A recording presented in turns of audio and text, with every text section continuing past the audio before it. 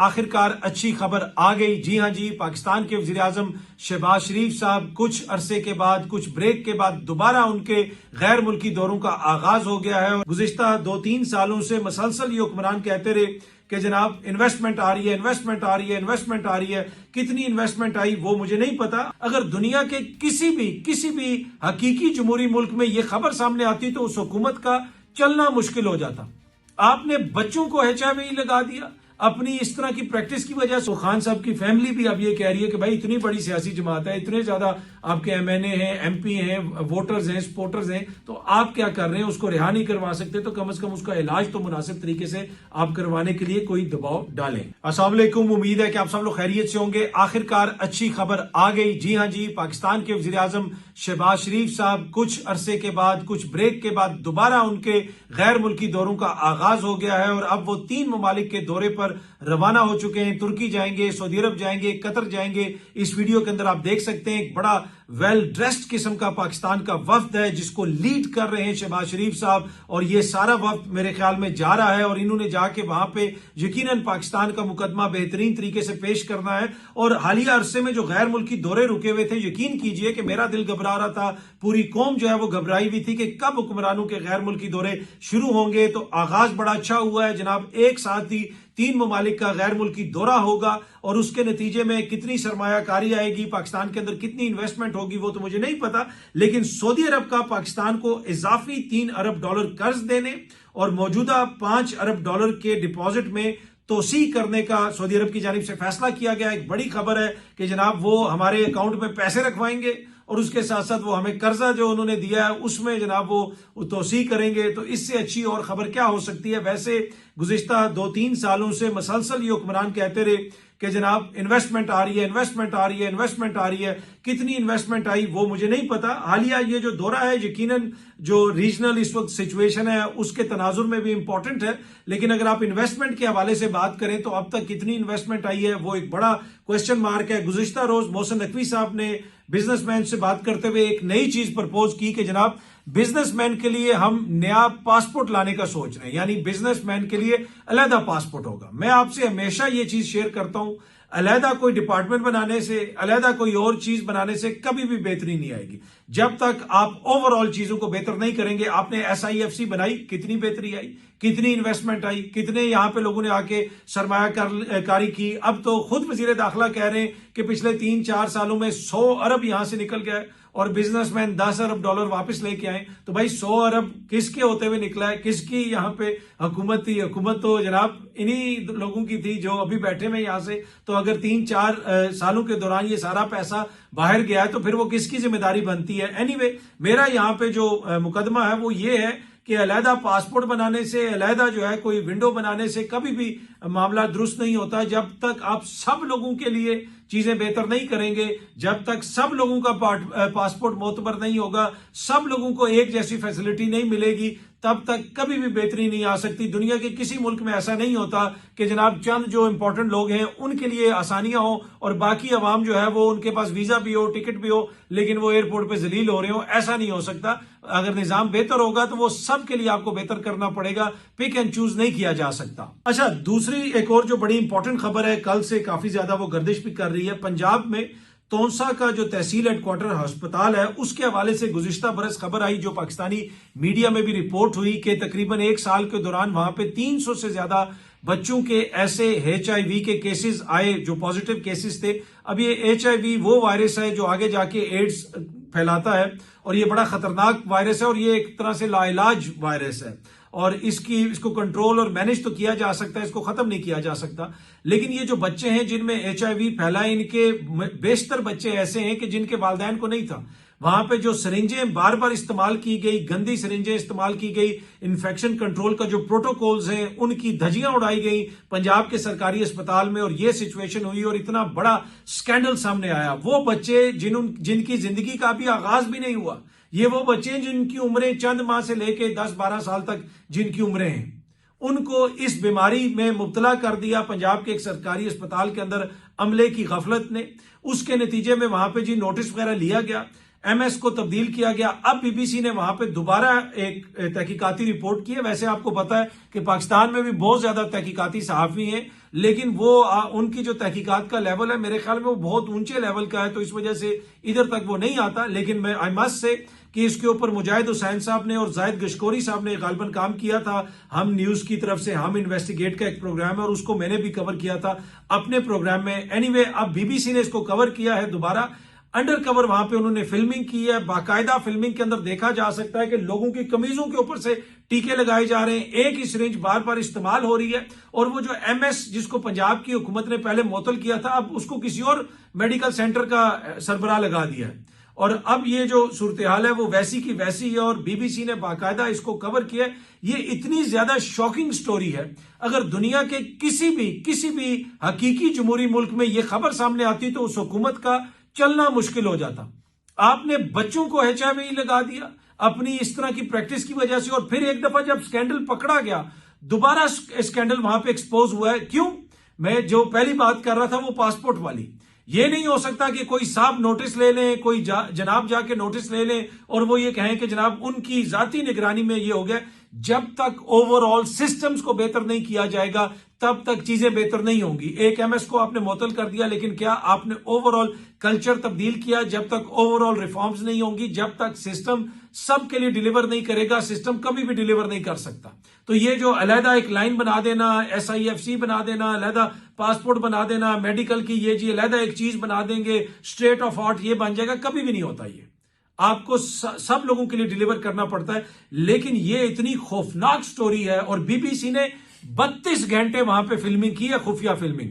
और 32 घंटे की फिल्मिंग के दौरान जो उन्होंने कुछ देखा उसको बीबीसी ने अपनी वेबसाइट पे भी शेयर किया है, पूरी वो वीडियो शेयर की है। जिस तरह मैंने पहले भी कहा कि अगर ये कोई और महज़ब जमहूरी मुल्क होता, इस वक्त तक क्यामत आई होती, मीडिया के अंदर सबसे बड़ी ये स्टोरी होती, लोग हुकूमत से क्वेश्चन कर रहे होते। लेकिन यहां पे आपको पता है क्या चलता है, यहां पे बस वो हुकूमत की बल्ले बल्ले और जो हुकूमत का मौकिफ होता है वही मनोवन पेश कर दिया जाता है।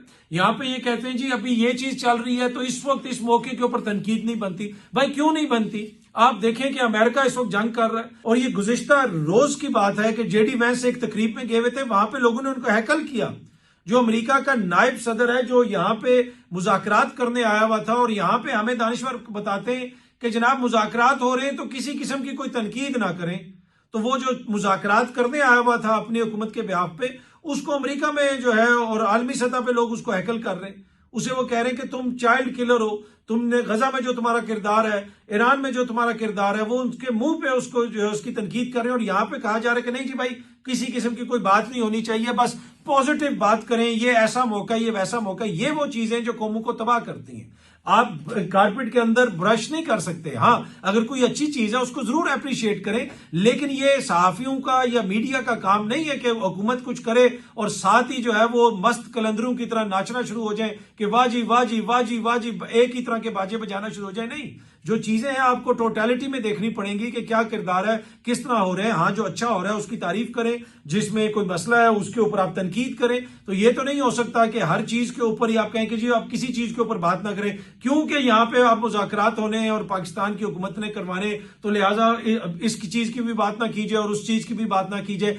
यही वो कल्चर है जिसकी वजह से आज 70 साल के बाद मेरे और आपके बच्चे जो है सिरिंजें लगने से मर रहे हैं, सिरिंजें लगने से उनको HIV हो रहे हैं। दुनिया में कोई कौम अपने बच्चों को ऐसे ट्रीट करती है?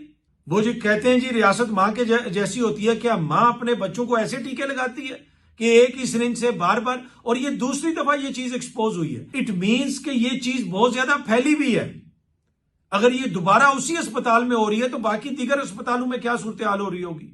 पहले वो जो डायलिसिस का केस आया था, गालिबन वो निस्तर अस्पताल का था, वहां पे जो मशीन इस्तेमाल की गई उससे कौन सा वायरस फैला, वो भी रिपोर्ट हुआ। तो जब तक हम चीजों को टोटलिटी में दुरुस्त नहीं करेंगे तो बाकी ये सारे जो कॉस्मेटिक वर्क है इससे मामला नहीं बनेगा। अच्छा जी, इमरान खान साहब के वकील खालिद यूसुफ चौधरी साहब ने अडयाला जेल के सुपरडेंट को दोबारा खत लिखा है। ये सामने आप देख सकते हैं, मीडिया भी रिपोर्ट कर रहा है। और खत में वो यही कह रहे हैं कि खान साहब के वो जो उनके कागजात वगैरह दस्तखत करवाने होते हैं, जो अगर कोई पिटीशन दायर करनी है तो उनसे जो पावर ऑफ अटॉर्नी वगैरह लेना होता है, उसमें एक तरह से रुकावट डाली जा रही है। वो दस्तखत नहीं करवाए जाते टाइम के ऊपर और काफी ज्यादा रुकावटें आ रही हैं। अलीमा खान साहबा ने भी ट्वीट किया, उन्होंने भी कहा कि खान साहब को एक तरह से कैद तनाई में रखा हुआ है। फिर सलमान सफदर साहब जाके खान साहब से मिले, उन्होंने कहा कि उनकी आंख ठीक नहीं हुई। और फिर एक और जगह पे बात करते हुए सलमान सफदर साहब ने कहा कि उनको कैद तनाई में रखा हुआ है, ना किताबें दी जा रही हैं, ना टीवी है, ना किसी बंदे से वो बात कर सकते हैं, इवन कि जो उनका वहां पे कोई गार्ड वगैरह उससे भी बात करने की इजाजत नहीं है।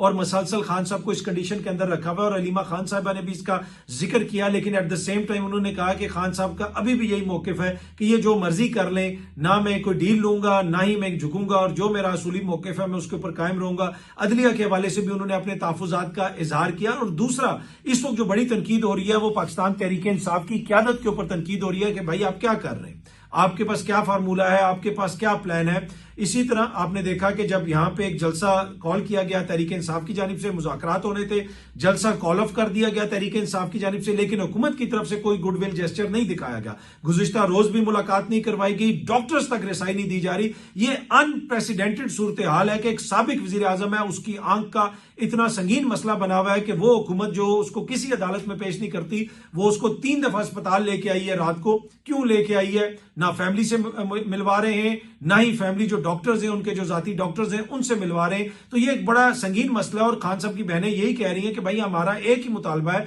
कि तहरीक इंसाफ कम से कम इतना दबाव तो डाले कि इनको मजबूर करें कि भाई उनका इलाज तो करवाएं। आप उनका इलाज क्यों नहीं करवा रहे? और उन्होंने ये भी कहा अलीमा खान साहिबा ने कि भाई अगर आप पिंडी तक मार्च नहीं कर सकते तो आप अटक तक तो आके कोई अपना एहतजाज रिकॉर्ड करवाएं। उन्होंने सोहेल अफरीदी का जिक्र भी किया। तो अब बहुत सारी चीजें हैं कि ये तनकीद हो रही है कि इस वक्त क्या प्लान है, तहरीक इंसाफ क्या कर रही है। तहरीक इंसाफ के अंदर सारे ही रॉन्ग नंबर हैं और कोई किसी किस्म की तहरीक नहीं चलाई जा रही। देखिए, मैं काफी हद तक जो है जो चीजें हैं, जो फैक्ट्स हैं, वो तो आपके सामने है, लेकिन ये कहना कि जो तहरीक इंसाफ के अंदर सारे ही रॉन्ग नंबर है, ऐसी बात नहीं है। ये भी एक हुकूमती बयानिया है जिसको फैलाया जाता है ताकि लोगों को मजीद मुतनफर किया जाए। तहरीक इंसाफ और उनके जो इत्तेहादी हैं, उन्होंने बहुत सारी कुर्बानियां भी दी हैं। आप देख लें साहबजादा हामिद रजा, किधर है आज साहबजादा हामिद रजा?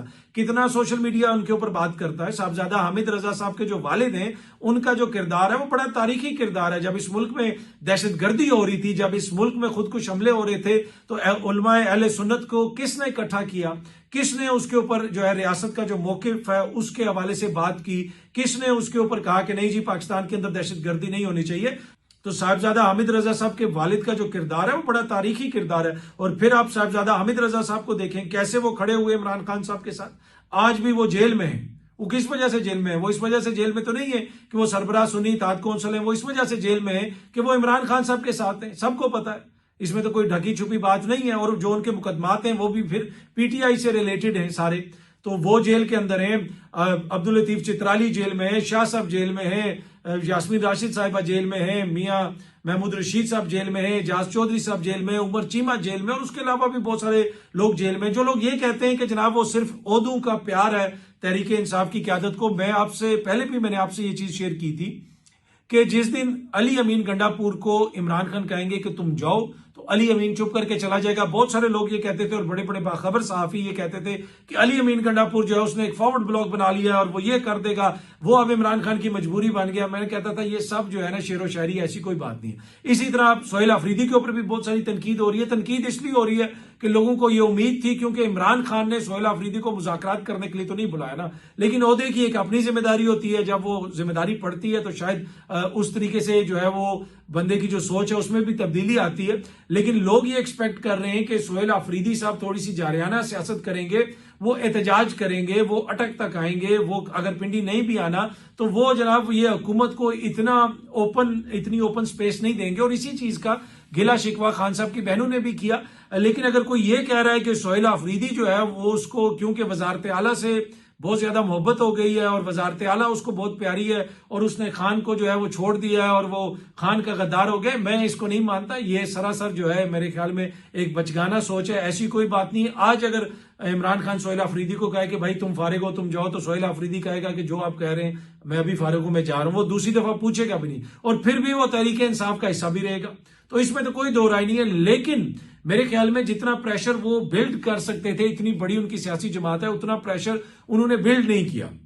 उनकी जमात ने, मैं ओवरऑल जमात की बात कर रहा हूं। अब कब तक ये जमात जो है वो अचकजई साहब के पीछे और अल्लामा राजा नासिर अब्बास साहब के पीछे छुपती रहेगी, ये मुमकिन तो नहीं है। उनको कोई ना कुछ तो करना पड़ेगा। बाकी सारे मामला जो चल रहे हैं वो तो चले, आप हुकूमत भी चलाएं, सब कुछ होगा, लेकिन जिस लेवल के ऊपर हुकूमत पे प्रेशर डालने की जरूरत थी, उस तरह मुझे लगता है कि हालिया दिनों में पाकिस्तान तहरीक इंसाफ की तरफ से वो प्रेशर नहीं डाला जा रहा, और जिसकी वजह से उनके ऊपर तनकीद भी हो रही है। लेकिन ये कहना कि वो जो सारे खान साहब के साथी हैं वो गद्दार हैं, मैं उससे एग्री नहीं करता। मुझे ये लगता है कहीं ना कहीं लैक ऑफ प्लानिंग है, और फिर उसमें आपस में इख्तलाफात भी हैं। एक मुजामती ग्रुप है, एक मुफाहमती ग्रुप है, एक जो है कहता नहीं नहीं नहीं ये नहीं करना, इसको ये हो जाएगा, नहीं नहीं नहीं ये नहीं करना, वो हो जाएगा। मसला ये है कि पाकिस्तान तहरीक इंसाफ अगर हुकूमत के बनाए हुए उसूलों के मुताबिक खेलेगी तो पाकिस्तान तहरीक इंसाफ इररेलेवेंट हो जाएगी। पाकिस्तान तहरीक इंसाफ अगर सिस्टम के मुताबिक चलना चाहेगी तो पाकिस्तान तहरीक इंसाफ इररेलेवेंट हो जाएगी। पाकिस्तान तहरीक इंसाफ जो है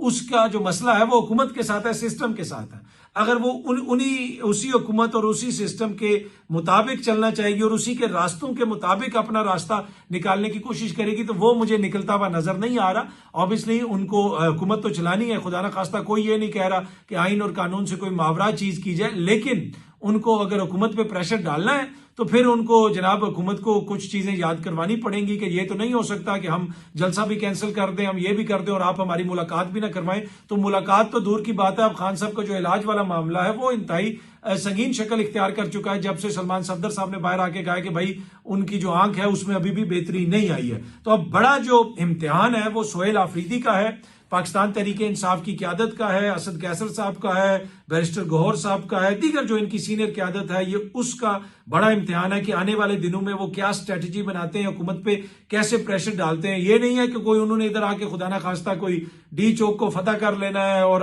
कोई चढ़ाई कर देनी है, कोई ऐसा नहीं कह रहा। लेकिन बहुत सारी ऐसी चीजें हैं जिनके ऊपर वो प्रेशर डाल सकते हैं, उसमें सूबे का बड़ा इंपॉर्टेंट किरदार होता है, बहुत सारे ऐसे माली मामलात होते हैं, बहुत सारे ऐसे सियासी मामलात होते हैं।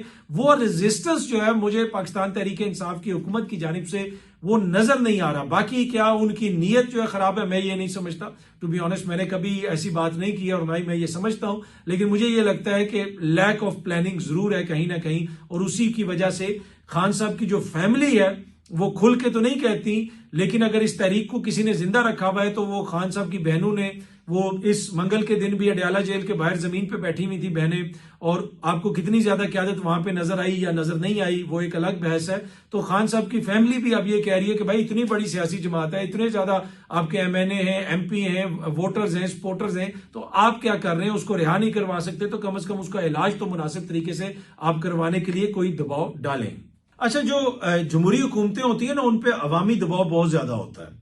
अब इटली की जो हुकूमत है उसने इसराइल के साथ अपना जो दिफाई मुआहदा है वो एक तरह से कैंसिल कर दिया है, प्राइम मिनिस्टर सस्पेंड कर दिया है। बल्कि ये 20 साल पुराना जो है डिफेंस पैक्ट था, एक दिफाई मुआहदा था, लेकिन जो कुछ हरकतें इस वक्त कर रहा है इसराइल लबनान के अंदर, ईरान जंग के अंदर, और उसकी वजह से अब इटली ने वो जो दिफाई मुआहदा था इसराइल के साथ उसको मुअत्तल कर दिया है। अच्छा, यूरोप कहीं पे भी ना डोनाल्ड ट्रंप को 1 इंच देने के लिए तैयार है, ना इसराइल को देने के लिए तैयार है। इसी वजह से अब यूरोप की तरफ डोनाल्ड ट्रंप तो नहीं देख रहा, नए दोस्त डोनाल्ड ट्रंप साहब ढूंढ रहे हैं, और नए दोस्तों में पाकिस्तान भी है, दीगर लोग भी हैं।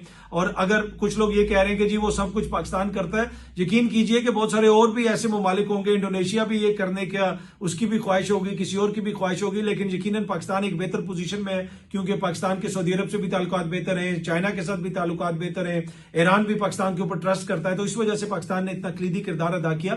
पर anyway, coming back to Europe के ऊपर, वहां पे जो सोशल मीडिया की वजह से चीजें तब्दील हुई हैं, जो सोशल मीडिया के ऊपर वॉर की कवरेज हुई है, गजा वॉर की, उसके बाद वहां की जो हुकूमतें हैं उनके ऊपर अवामी दबाव है और वो अपने आप को डिस्टेंट कर रहे हैं इसराइल से और इस सारे कॉन्फ्लिक्ट से। हमने यही सूरत हाल देखी स्पेन के अंदर भी और फ्रांस के अंदर भी, बरतानिया के अंदर भी, अब इटली में भी यही सूरत हाल है। तो यूरोप में तो इस वक्त मेरा नहीं ख्याल कि कोई भी ऐसा मुल्क है जो डोनाल्ड ट्रंप साहब का बोझ उठाने के लिए तैयार है। और मैंने आपको पहले भी कहा था कि जो ग्रीनलैंड के ऊपर इसने धमकी दी है, इसने यूरोप को एक तरह से ललकारा है और यूरोप को जो ये कभी कमजोर कहता है, कभी डरपोक कहता है। मैंने पहले भी इस चीज का जिक्र किया था कि वो जो सलीबी जंगें होती थी और जिनके हवाले से वो जस्ट वॉर्स का पूरा वहां पे थ्योरी भी पढ़ाई जाती है और बहुत सारी बातें की जाती हैं, उन जंगों के अंदर कौन लोग लड़ते थे? कौन लोग आते थे इधर मशरिक वस्ता की तरफ जंगें करने, वो सारे ये उन्हीं के बच्चे हैं ना, वो इन्हीं के थे, बुजुर्ग थे, वो यूरोपियन सारे क्रिश्चियंस थे, वो जो जंगें होती थी वो जो वहां से आते थे, जिनको हम सलीबी जंगें भी कहते हैं। तो ये सारी जंगजू कौमें, अगर कोई ये समझता है कि ये लड़ने वाली कौमें नहीं है और बड़ी डरपोक कौमें, हाँ ओवर द ईयर्स उन्होंने अपने आप को इंप्रूव किया है, चीजें बेहतर हुई हैं, लेकिन 70-80 साल पीछे चले जाएं, दूसरी जंग अजीम, पहली जंग अजीम कौन लड़ रहा था, किस तरीके से लड़ रहा था? तो जिस तरीके से ट्रंप ने उनकी तौहीन की और तज़ीक की, तो मेरा नहीं ख्याल कि उनको वो मुनासिब लगा। ये लग्जरी ट्रंप को सिर्फ इस्लामी दुनिया के अंदर ही हासिल है कि कभी इस मोजिज हुक्मरान की तौहीन कर दे, कभी उस मोजिज हुक्मरान की तौहीन कर दे, और उसके बाद भी उसकी बल्ले बल्ले होती रहे।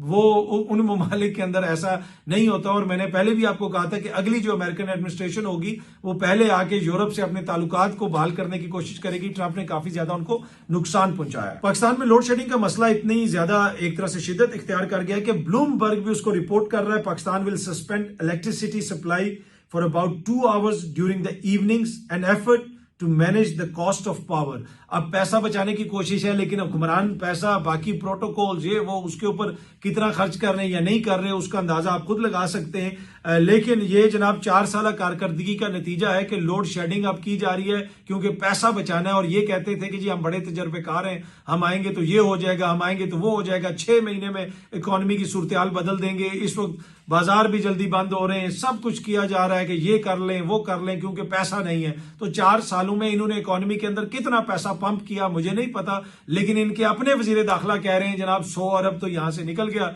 और आप बिजनेसमैन मेहरबानी करें और $10 अरब वापस लेके आए। अच्छा जी, एक कुवैती अमेरिकन सहाफी हैं अहमद, उनको कुवैत में गिरफ्तार किया गया है क्योंकि उन्होंने वीडियो शेयर की थी F-15 तैयारों की, वो जो तैयारे मार गिराए गए थे कुवैत के अंदर, और जिसके ऊपर ये मौकिफ दिया गया था अमेरिका की जानिब से कि भाई ये तो वो फ्रेंडली फायर का नतीजा है। और मैंने आपको पहले ही कहा था कि फ्रेंडली फायर से एक आधा कोई हादसा तो हो सकता है। 3 तैयारे यकीनन वो इराक के अंदर से उनको टारगेट किया गया था, ईरान के साथ जो अलाइंड फोर्सेज हैं उनकी जानिब से, और उनकी वीडियो वगैरह शेयर करने पे जो एक जर्नलिस्ट हैं अहमद, उनको गिरफ्तार किया गया है कुवैत की अथॉरिटीज की जानिब से। BBC भी इसको रिपोर्ट कर रहा है, CNN भी इसको रिपोर्ट कर रहा है कि भाई ये आपने तस्वीर क्यों शेयर की। तो इससे आप अंदाजा लगा लें कि जनाब वहां पे जो इस तरह की कोई ऑडियो वीडियो कोई तस्वीर इस तरह की अगर आप शेयर करेंगे सोशल मीडिया पे तो आपके खिलाफ ये कार्रवाई हो सकती है। यकीनन ये जो केस है ये कोई इतना अच्छा नहीं जाएगा मगरिब के अंदर, क्योंकि कुछ जो शहरी हैं, यूरोपियन शहरी हैं, उनको गालिबन UAE वगैरह में भी पकड़ा गया है। मैंने जो ही ये कॉन्फ्लिक्ट शुरू हुआ था, जो हमारे पाकिस्तानी भाई हैं वहां पे उनको अपने वीडियोस के अंदर भी कहा था कि जो भी मुकामी कानून है आप उनका एहतराम करें और ऐसी वीडियोस वगैरह कोई ऐसी चीज शेयर ना करें जिसकी वजह से आप मुश्किल में पड़ सकते हैं। लेकिन यहाँ पे एक बड़ा क्वेश्चन है, फ्रीडम ऑफ स्पीच का क्वेश्चन है, और एक उस चीज का क्वेश्चन है कि जनाब असल इशू तो वो है कि वो त्यारा गिरा है या नहीं गिरा है। या तो आप डिनाई कर दें, त्यारे तो 3 गिरे हैं, अमेरिका मान रहा है, लेकिन एक जर्नलिस्ट को वो वीडियो शेयर करने के ऊपर गिरफ्तार कर लिया गया है। और वैसे भी ये अमेरिकन नेशनल है, ये जो जर्नलिस्ट है, और कुवैती नेशनल भी है। तो अब देखते हैं जनाब ये मामला आगे किस तरफ जाता है, लेकिन यकीनन ये एक आलमी जो हेडलाइन है वो जरूर बनी हुई है। तो ये चीज पहले भी आलमी मीडिया में हाईलाइट हो चुकी है और यहाँ पे क्रेडिट अल जजीरा को जाता है कि अल जजीरा तो सब कुछ शेयर कर रहा है, और उससे आप अंदाजा लगा सकते हैं कि अल जजीरा पे कितना प्रेशर होगा। कतर की हुकूमत के ऊपर भी प्रेशर डाला गया होगा, लेकिन उन्होंने एक प्रोफेशनल चैनल खड़ा किया है, तो इसी वजह से जो है फिर वो उसको बर्दाश्त भी कर रहे हैं, और उसकी क्रेडिबिलिटी भी आज इसी वजह से है कि वो ये सारी चीजें कर रहा है रीजन के अंदर जो किसी और मुल्क के अंदर नहीं हो सकती। बहुत जल्दी आप सब दोस्तों से दोबारा मुलाकात होगी। Thank you very much.